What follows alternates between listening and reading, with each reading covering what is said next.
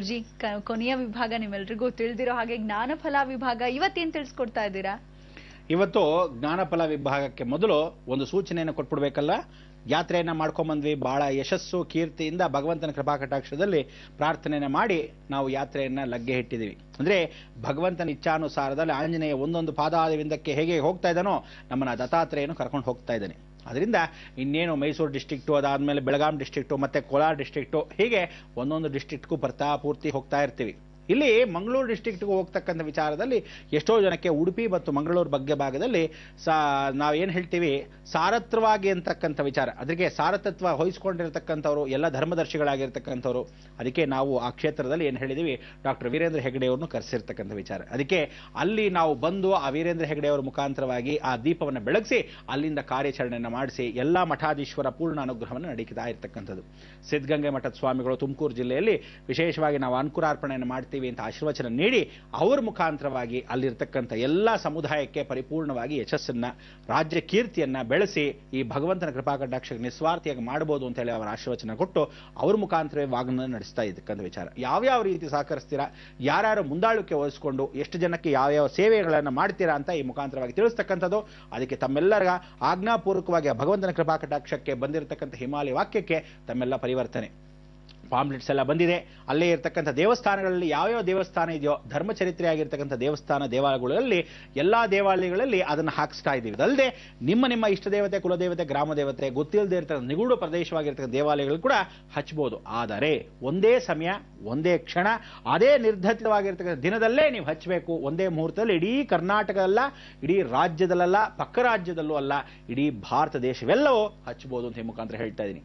ಪ್ರದೇಶದಲ್ಲಿ ವಿದೇಶದಲ್ಲಿ ಎಲ್ಲರೂ ನೋಡ್ತಾ ಇರತಕ್ಕಂಥ ಅಷ್ಟೂ ಜನಗಳು ಸಂಪೂರ್ಣವಾಗಿ ನೀವುಗಳು ನೋಡ್ತಕ್ಕಂಥ ವಿಚಾರ, ನೀವು ಅದನ್ನು ಪ್ರಚಾರಪೂರ್ವಕವಾಗಿ ಭಗವಂತನ ಇಷ್ಟೇ ಅನುಷ್ಠಾನದಲ್ಲಿ ಎಲ್ಲೆಲ್ಲಿದ್ದೀರೋ ನಮ್ಮ ಭಾರತ ದೇಶ ಬಿಟ್ಟು ಅವರುಗಳು ಕೂಡ ಹಚ್ಚಬಹುದು. ಎಲ್ಲ ಧರ್ಮದವರು, ಎಲ್ಲ ವೀಕ್ಷಕರು ಪರಿಪೂರ್ಣವಾಗಿ ನೋಡ್ತಕ್ಕಂಥ ವಿಚಾರವನ್ನ ತಿಳ್ಕೋಬಹುದು ಅಂತ ಈ ಮುಖಾಂತರ ಹೇಳಿ ಆ ಒಂದು ವಾಕ್ಯದ ಮುಖಾಂತರವಾಗಿ ಇವತ್ತಿನ ಶುಕವಾಕ್ಯದಲ್ಲಿ ಜ್ಞಾನಫಲ. ಈ ಶುಕವಾಕ್ಯದಲ್ಲಿ ನಕ್ಷತ್ರ ಹೇಳ್ತಾ ಬಂದೆ, ಆದರೆ ಜ್ಞಾನಫಲದಲ್ಲಿ ಇದನ್ನು ತಿಳಿಸಬೇಕು.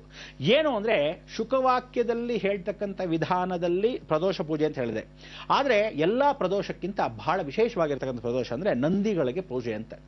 ನೀವು ದಯವಿಟ್ಟು ಇವತ್ತಿನ ಶುಕವಾಕ್ಯದಲ್ಲಿ ಏನ್ ಹೇಳಿದ್ದೆ ಪ್ರದೋಷ ಅಭಿಷೇಕ, ಅದೇ ರೀತಿಯಾದ ಒಂದು ಪೂರ್ಣ ಅಭಿಷೇಕವನ್ನ ಪ್ರದೋಷಗಳಿಗೆ ಯಾವ ಕಾಲಕ್ಕೂ ಜ್ಞಾನಫಲದ ಮುಖಾಂತರ ಹೇಳ್ತಾ ಇದ್ದೀನಿ. ತಿಂಗಳಿಗೆ 2 ಪ್ರದೋಷ ಬರುತ್ತೆ. ದಯವಿಟ್ಟು ನಿಮಗೆ ಬರ್ತಕ್ಕಂಥ ಏನೇ ಕಷ್ಟ ಇರಲಿ ಒಂದು ಅಭಿಷೇಕದಿಂದಾನೇ ಸಾಕಂತೆ, ಅಷ್ಟು ಫಲವನ್ನು ಕೊಡ್ತಂತೆ. 2 ಅಭಿಷೇಕ ಅಂದ್ರೆ ಒಂದು ತಿಂಗಳಲ್ಲಿ 2 ಪ್ರದೋಷಗಳು ಬರುತ್ತೆ. ಅಂದ್ರೆ ಒಂದು ಅಮಾವಾಸ್ಯ ಪ್ರದೋಷ, ಒಂದು ಪೌರ್ಣಿಮೆ ಪ್ರದೋಷ.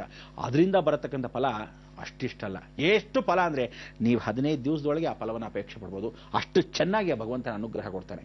ಆದ್ರಿಂದ ನಂದೀಶ್ವರನ ಪೂಜೆ ಮಾತ್ರ ಯಾವ ಕಾಲಕ್ಕೂ ಬಿಡಬೇಡಿ. ಅದರಲ್ಲಿ ವಿಶೇಷ ಅಂದ್ರೆ ಎಲ್ಲರೂ ಮೈಸೂರಲ್ಲಿರ್ತಕ್ಕಂಥವ್ರು ಚಾಮುಂಡಿ ಬೆಟ್ಟದಲ್ಲಿರ್ತಕ್ಕಂಥ ಈಶ್ವರನಿಗೆ ಅನುಗ್ರಹವಾಗಿ ಕೊಡ್ತಕ್ಕಂಥ ನಂದೀಶ್ವರನಿಗೆ ಸ್ಮರಣೆ ಮಾಡ್ಕೊಳ್ಳಿ. ಅಲ್ಲಿ ಅವನ ಕಂಠದಲ್ಲೇ ಇರತಕ್ಕಂಥ ಒಂದು ಮಾಣಿಕ್ಯ ಇದ್ದ ಹಾಗೆ ಪರಮೇಶ್ವರ ಇದ್ದಾನೆ. ಅಲ್ಲಿಗೆ ಪೂಜೆ ಪುನಸ್ಕಾರ ಅಭಿಷೇಕವನ್ನ ಪ್ರದೋಷ ಕಾಲದಲ್ಲಿ ಮಾಡಿಸಿದ್ರೆ ಬಹಳ ವಿಶೇಷ. ಅದಕ್ಕೆ ದಯವಿಟ್ಟು ಅಲ್ಲಿರ್ತಕ್ಕಂಥವರೆಲ್ಲ ಆ ನಂದೀಶ್ವರನಿಗೆ ಪ್ರಾರ್ಥನೆ ಮಾಡ್ಕೊಳ್ಳೋದು. ಬಳ್ಳಾರಿಯಲ್ಲಿ ಕುರುಗೋಡ್ ಅಂತಕ್ಕಂಥ ಒಂದು ಗ್ರಾಮ, ಅಲ್ಲಿ ದೊಡ್ಡ ಬಸವೇಶ್ವರ ಅಂತ. ನೀವು ಜಗತ್ತಲ್ಲೇ ನೋಡದೇ ಇರತಕ್ಕಂಥ ಲೇಪಾಕ್ಷಿ ಬಸವೇಶ್ವರ. ಲೇಪಾಕ್ಷಿಯಲ್ಲಿ ಎಷ್ಟು ದೊಡ್ಡ ಬಸವಣ್ಣ ಇದ್ದಾನೆ ಅಂದ್ರೆ ಜಗತ್ತಲ್ಲೇ ದೊಡ್ಡ ಬಸವಣ್ಣ ಬಯಲಲ್ಲಿ ಇರ್ತಕ್ಕಂಥ ಇವನು ಗರ್ಭಗುಡಿಯಲ್ಲೇ ಅಷ್ಟು ದೊಡ್ಡದು. ಒಂದು ಪ್ರಾಕಾರ ನಮಸ್ಕಾರವನ್ನ ಮಾಡ್ಕೊಂಡ್ ಬರ್ತಕ್ಕಂಥ ವಿಚಾರವನ್ನ ಆ ನಂದಿ ಎಷ್ಟು ದೊಡ್ಡದಾಗಿದ್ದಾನೆ ಅಂದ್ರೆ ಸುಮಾರು 30 ಅಡಿ ವಿಚಾರವಾಗಿದ್ದಾನೆ. ಬಹಳ ವಿಶ್ಲೇಷವಾಗಿದ್ದಾನೆ. ಅವನು ಇರ್ತಕ್ಕಂಥ ಅಗಲ ಉದ್ದ ಎಲ್ಲ ಸೇರಿದ್ರೆ ಒಂದು 20 ಅಡಿ ಅಗಲ. ವಿಶೇಷ ಅಂದ್ರೆ ಅಷ್ಟು ಅಗಲಕ್ಕೆ 15 ಅಡಿ ಉದ್ದ. ಅಂದರೆ ಅಗಲ ಉದ್ದದಲ್ಲಿ ದೊಡ್ಡದಾಕಾರದಲ್ಲಿ ಕೂತಿರ್ತಕ್ಕಂಥ ವಿಚಾರ, ದೊಡ್ಡ 30 ಅಡಿ ಬೃಹದಾಕಾರದಲ್ಲಿ ಇವನಿಗೆ ಅಭಿಷೇಕ ಮಾಡಿದ್ರೆ ಗರ್ಭಗುಡಿಯಲ್ಲಿ ಅಷ್ಟು ವಿಶೇಷ. ಅದಾದ ಮೇಲೆ ನಮ್ಮ ನಂದಿ ಬೆಟ್ಟದಲ್ಲಿರ್ತಕ್ಕಂಥ ವಿಚಾರ, ಅದಾದ ಮೇಲೆ ಬೆಂಗಳೂರಲ್ಲಿರ್ತಕ್ಕಂಥ ನಂದೀಶ್ವರನು ಅಂದ್ರೆ ದೊಡ್ಡ ಬಸವನಗುಡಿ ಇರತಕ್ಕಂಥ ನಂದೀಶ್ವರನು, ಬೇಲೂರು ಹಳೆ ಬೆಳೆಯಿರ್ತಕ್ಕಂಥ ಅಭಿಷೇಕಗಳೇ ಆಗಲ್ಲ ಅಂತ ಕ್ಷೇತ್ರಗಳ ಎಲ್ಲೆಲ್ಲಿ ನಂದಿ ಇದೆಯೋ, ದೊಡ್ಡ ನಂದಿಯಿಂದ ಹಿಡಿದು ಚಿಕ್ಕ ನಂದಿವರೆಗೂ ನೀವು ಅಷ್ಟು ನಂದಿಗಳಿಗೆ ಪ್ರದೋಷ ಕಾಲಕ್ಕೆ ಯಾವ ಕಾಲಕ್ಕೂ ಬಿಡಬೇಡಿ. ನೀವು ಹೋಗೋದು ಹಾಲನ್ನು ಕೊಡೋದು, ಅಭಿಷೇಕ ಮಾಡಿದ ತಕ್ಷಣ ತೀರ್ಥವನ್ನು ಕೊಡ್ತಕ್ಕಂಥ ಪ್ರದೋಕ್ಷಣವನ್ನ ನೀರನ್ನು ಹಾಕಿ ತದನಂತರ ಪುಷ್ಪಮಾಲಿಕವನ್ನು ಕೊಟ್ಟು ನಮಸ್ಕಾರ ಮಾಡ್ಕೊಂಡ್ಬಂದ್ರೆ ಆ ಪ್ರದೋಷಕ್ಕೆ ಸಾಕು. ಬರೀ 3 ಕಾಲಿಂದ 4:15, 4:15 5 ಕಾಲು ಈ ಸಮಯದಲ್ಲಿ ಅಂದರೆ ಅಷ್ಟು ವಿಶೇಷವಾಗಿರ್ತಕ್ಕಂಥ ಪ್ರದೋಷ ಕಾಲದಲ್ಲಿ ನೀವು ಸ್ಮರಣೆ ಮಾಡಿಕೊಂಡ್ರೆ ಸಾಕಂತೆ, ಅಷ್ಟು ವಿಶೇಷ. ದಯವಿಟ್ಟು ಎಲ್ಲ ಪ್ರದೋಷಗಳಿಗೆ ಪರಮೇಶ್ವರನಿಗೆ, ನಂದೀಶ್ವರನಿಗೆ ನೀವು ಪೂಜೆ ಪುನಸ್ಕಾರ ಮಾಡ್ತಕ್ಕಂಥ ವಿಚಾರದಲ್ಲಿ ನಾನೊಂದು ಯಾತ್ರೆಯನ್ನು ಕೈಗೊಳ್ಳಿತಾ ಇದ್ದೀನಿ. ಆ ಯಾತ್ರೆಯ ಮುಖಾಂತರವಾಗಿ ಆ ಪ್ರದೋಷ ಅಂದರೆ ಇಡೀ ಜಗತ್ತಲ್ಲಿ ಅಷ್ಟು ದೊಡ್ಡ ಈಶ್ವರ ಎಲ್ಲೂ ಇಲ್ಲ. 27 ಅಡಿ ವಿಶೇಷವಾಗಿರ್ತಕ್ಕಂಥ ಈಶ್ವರನು ಮಲಗಿದ್ದಾನೆ. ಅದು ಶುರ್ಟಪಲ್ಲಿ ಅಂತ. ಅಂದರೆ ಮೆಡ್ರಾಸಿಂದ ನಾವುಗಳು ಕಾಂಚೀಪುರಕ್ಕೆ ಹೋದಾಗ ಅಂತ ಒಂದು ಕಾಂಚೀಪುರದ ರೋಡದಲ್ಲಿ ಮೆಡ್ರಾಸ್ ಟು ಕಾಂಚೀಪುರಂ, ಕಂಚಿಕಾಮಕೋಟಿಗೆ ಹೋಗ್ತಾ ಮಧ್ಯದಾರಿಲಿ 27 ಅಡಿ ಶುರ್ಟಪಳ್ಳಿ ಅಂತ ಒಂದು ಗ್ರಾಮ. 27 ಅಡಿ ಈಶ್ವರ ಮಲಗಿರೋನು ಯಾವತ್ತೂ ವಿಷ್ಣುನೇ, ಆದರೆ ಈಶ್ವರ ಎಷ್ಟು ದೊಡ್ಡ ಮಲಗಿದ್ದಾನೆ. ಅಲ್ಲಿ ನಂದೀಶ್ವರನಿಗೆ ಅಭಿಷೇಕ, ಆ ಈಶ್ವರನಿಗೆ ಪಾರ್ವತಿ ತೊಡೆ ಮೇಲೆ ಮಲಗಿದ್ದಾನೆ. ಎಷ್ಟು ಚೆನ್ನಾಗಿದೆ ಅಂತ ಒಂದು ದಿಂಬು, ಹಾಸಿಗೆ. ಎಲ್ಲ ದೇವತೆಗಳು ನಮಸ್ಕರಿಸ್ತಾ ಇದ್ದಾರೆ. ಯಾಕೆ 27 ಅಡಿ ಅಂದರೆ 27 ನಕ್ಷತ್ರ ಇದೆ. ಪ್ರತಿಯೊಂದು ಅಡಿಗೂ ಒಂದೊಂದು ನಕ್ಷತ್ರಾಧಿಪತಿಯಾಗಿರತಕ್ಕಂಥ ನಕ್ಷತ್ರ ದೇವತೆಗಳು ಹೀಗೆ ನಿಂತು ಅಭಿಷೇಕಕ್ಕೆ ನಿಂತಿದ್ದಾರೆ. ಎಷ್ಟು ಚೆನ್ನಾಗಿದೆ ಅಂಥ ಒಂದು ದೃಶ್ಯ. ನಾ ಭೂತೋ ನಾ ಭವಿಷ್ಯತಿ. ಅದಕ್ಕೆ ಆ ಪ್ರದೋಷಕ್ಕೆ ಅದಕ್ಕೆ ಮತ್ತೆ ಪುನರ್ಚೇತನ ಮಾಡಿ ಜೀರ್ಣೋದ್ಧಾರ ಮಾಡೋಕ್ಕೆ ನಾನು 64 ದೇವಾಲಯಗಳನ್ನು ಜೀರ್ಣೋದ್ಧಾರ ಮಾಡಿ ಅದಕ್ಕೆ ಪುನರ್ಚೇತನ, ಆ ದೇವಾಲಯಕ್ಕೆ ಗೋಪುರವನ್ನು ಕಟ್ಟಕ್ಕೆ ನಿರ್ಮಾಣ ಕಾರ್ಯಕ್ಕೆ ಅದಕ್ಕೆ ಸಂಪೂರ್ಣ ವರಮಹಾಲಕ್ಷ್ಮಿ ಮಹಾಸಂಸ್ಥಾನ ಮುಖಾಂತರ ಅದಕ್ಕೆ ಗೋಪುರ ಜೀರ್ಣೋದ್ಧಾರ ಮಾಡೋಕ್ಕೆ ಹೋಗ್ತಾ ಇದ್ವಿ. ಅದಕ್ಕೆ ಎಷ್ಟು ಯಶಸ್ಸು ಕೀರ್ತಿ ಆಗುತ್ತೋ ಅಷ್ಟು ಮಟ್ಟಿಗೆ ಸಂತೃಪ್ತಿಪೂರ್ವಕವಾಗಿ ಅದನ್ನು ಮಾಡಿದಾಗ ಶ್ರೀರಂಗಂ ರಂಗನಾಥನಿಗೆ ವಿಶೇಷವಾಗಿ ಆ ಗೋಪುರ ಇದೆಯಲ್ಲ ಅಡ್ಡವಾಗಿರ್ತಕ್ಕಂಥದ್ದು. ಅದಕ್ಕೆ ಪ್ರಕೃತಿ ಪ್ರಳಯ ಆಗೋ ಸಮಯದಲ್ಲಿ ಈ ಗೋಪುರ ಬಂದುಬಿಟ್ರೆ ವಿಷ್ಣುಗೂ ಶಿವನಿಗೂ ಇರ್ತಕ್ಕಂಥ ಗೋಪುರ ಸಮಾಭಾಗಕ್ಕೆ ಬಂದಾಗ ಖಂಡಿತವಾಗಲೂ ಈ ಪ್ರಳಯ ಉಳಿಯುತ್ತೆ ಅನ್ನೋದು ಆ ಕಾಲದಲ್ಲೇ ಬರೆದಿರ್ತಕ್ಕಂಥ ಲಿಪಿ. ಇದು ಸಂಸ್ಕೃತದಲ್ಲಿ ಬಂತು, ತದನಂತರ ತಮಿಳಲ್ಲಿ ಬಂತು, ಆಮೇಲೆ ತೆಲುಗಲ್ಲಿ ಬಂತು, ಆಮೇಲೆ ಕನ್ನಡದಲ್ಲಿ ಬಂತು. ಆದರೆ ಕನ್ನಡದಲ್ಲಿ ಬಂದಿರತಕ್ಕಂಥದ್ದು ಎಷ್ಟೋ ಜನಕ್ಕೆ ಗೊತ್ತೇ ಆಗಿಲ್ಲ. ಅದಕ್ಕೆ ಇವತ್ತು ಅಲಹಾಬಾದಲ್ಲಿ ಆ ಒಂದು ರಿಸರ್ಚ್ ಮುಖಾಂತರವಾಗಿ ಬರೆದಿಟ್ಟಿರ್ತಕ್ಕಂಥ ವಿಚಾರ ಅದನ್ನು ತಮಗೆ ತೋರಿಸಿ ಆ ದೃಶ್ಯ ಮುಖಾಂತರವಾಗಿ ತಿಳಿಸ್ತೀನಿ. ಇವತ್ತಿನ ಪ್ರದೋಷವೇ ಜ್ಞಾನಫಲ. ಅದಕ್ಕೋಸ್ಕರ ಪ್ರದೋಷ ಪೂಜೆ ಯಾವತ್ತೂ ಬಿಡಬೇಡಿ. ಆ ಗೋಪುರಗಳನ್ನು ಉಳಿಸೋಕ್ಕೆ ಎಷ್ಟು ವಿಶೇಷವಾಗಿರ್ತಕ್ಕಂಥ ಜೀರ್ಣೋದ್ಧಾರ. ಒಂದು ಮನುಷ್ಯ ಕೈಕಾಲು ಮುರ್ಕೊಂಡ್ಬಿಟ್ಟಿರ್ತಾನೆ, ಆದರೆ ಮತ್ತೆ ಸೇರಿಸೋದು ಎಷ್ಟು ಕಷ್ಟ. ಆದರೂ ಹಳೇದಲ್ವಾ. ಅದಕ್ಕೋಸ್ಕರ ಪುನರ್ಜೀರ್ಣೋದ್ಧಾರ ಮಾಡಿದಾಗ, ಪುನರ್ಚೇತನ ಕೊಟ್ಟಾಗ ಮಲಗಿರ್ತಾರಕ್ಕೆ ಈಶ್ವರನಿಗೆ ಎಷ್ಟು ಆನಂದ. ಎಲ್ಲ 300 ಮುಕ್ಕೋಟಿ ದೇವತೆಗಳ ಪೂರ್ಣಾನುಗ್ರಹ ಆಗುತ್ತೆ. ಅದಕ್ಕೆ ನೀವು ದೈವಚಿಂತನೆಯ ಯಾತ್ರೆಯಲ್ಲಿ ಧರ್ಮ ಚೈತನ್ಯ ಯಾತ್ರೆಗೆ ಸೇರಿಕೊಂಡು ದೈವಾನುಗ್ರಹವನ್ನು ಪಡೆದು ಇಹಲೋಕದಿಂದ ಪರಲೋಕಕ್ಕೆ ಮೋಕ್ಷಕ್ಕೆ ಹೋಗೋಕ್ಕೆ ದಾರಿಯನ್ನು ಹುಡುಕುತ್ತಾ, ಆದರೆ ಪ್ರಕೃತಿಯ ಲಯವನ್ನು ಸಂರಕ್ಷಿಸುತ್ತಾ ಲಯಕ್ಕೆ ಆಗದೇ ಇದ್ದ ಹಾಗೆ ಕಾಪಾಡಕ್ಕೆ ನಾವೆಲ್ಲ ಏನು ಹೇಳಬೇಕು? ಲೋಕ ಸಮಸ್ತ ಸುಖಿನೋ ಭವಂತು, ಸನ್ಮಂಗಳಾನಿ ಭವಂತು. ಗುರುಜಿ, ಈ ಮನಸ್ಸನ್ನ ಹಿಡಿತದಲ್ಲಿ ಇಟ್ಕೊಳ್ಳೋದು ಬಹಳನೇ ಕಷ್ಟ. ಆದ್ರೂ ನೀವು ಬಹಳ ಕಷ್ಟಪಟ್ಟು ನಮ್ಮೆಲ್ಲರನ್ನ ಈ 1 ಗಂಟೆಗಳ ಕಾಲ ಧರ್ಮ ಚಿಂತನೆ ಎಡೆ ಕರೆದೊಯ್ತೀರಾ. ನಮ್ಮ ಈ ಕಾರ್ಯಕ್ರಮಕ್ಕೆ ಆಗಮಿಸಕ್ಕಾಗಿ ಧನ್ಯವಾದಗಳು ಗುರುಜಿ. ವೀಕ್ಷಕರೇ, ಎಂದಿನಂತೆ ಮತ್ತೆ ನಾಳೆ ಬೆಳಗ್ಗೆ ಸರಿಯಾಗಿ 9 ಗಂಟೆಗೆ ನಾವು ನೀವು ಭೇಟಿ ಆಗ್ತೀವಿ. ಎಲ್ಲಿ? ಬೃಹತ್ ಬ್ರಹ್ಮಾಂಡ ಕಾರ್ಯಕ್ರಮದಲ್ಲಿ ಅಂತ ಹೇಳ್ತಾ ಹೋಗ್ಬರೋದಾ? ನಮಸ್ಕಾರ.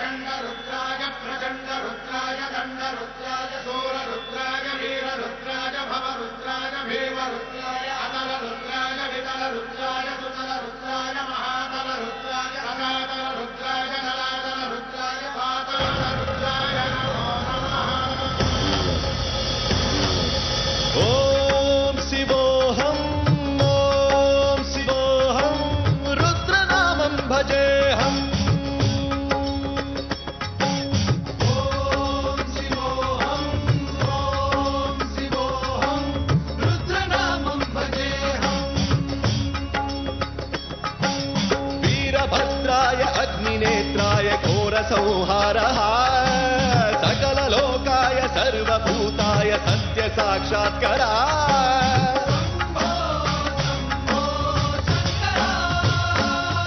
ॐ शिवोऽहम् ॐ शिवोऽहम् रुद्रनामं भजेऽहम् भजेऽहम् हर हर हर हर हर हर हर हर महादेव रुद्राय च नमस्ताम्राय चारुणाय च नमः शृङ्गाय च पशुपतये च नमः उग्राय च भीमाय च नमो हस्ते वदायत दूरे वदायत नमो हन्त्रे दहनीयते नमो वृक्षेभ्यो हरिकेशेभ्यो नमस्काराय नमः शम्भवे तमयो भवे नमः शङ्कराय तमयस्कराय नमः शिवाय शिवधराय च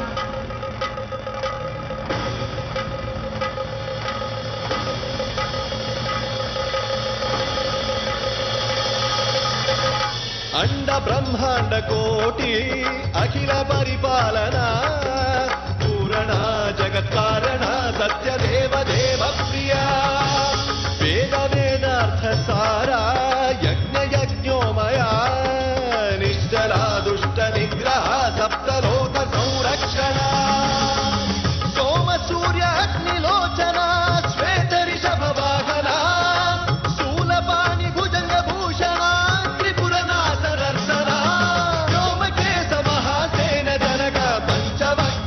सुहस्त नमः ओम शिवोहम रुद्ररूपं भजेहम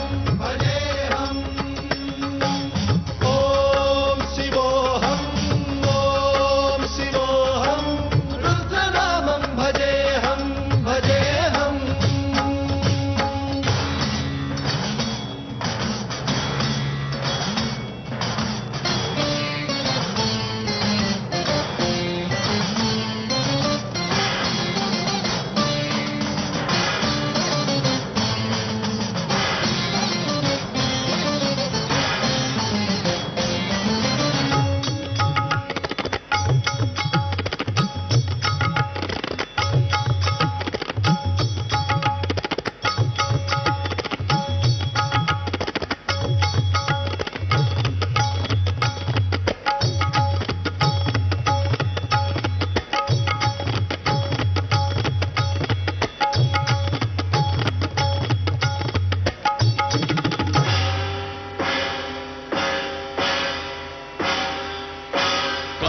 त्रिकाल नेत्र त्रिनेत्र शूल त्रिशूलगात्रम्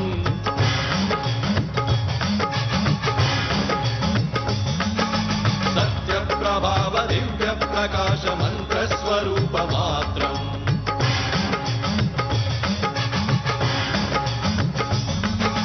निष्प्रपंचादि निष्कलंकोऽहं निज पूर्ण बोधहम् प्रत्यगात्माहं नित्य ब्रह्मोऽहं स्वप्रकाशोऽहं हम सच्चित् प्रमाणम् ओम मूल प्रमेयम् ओम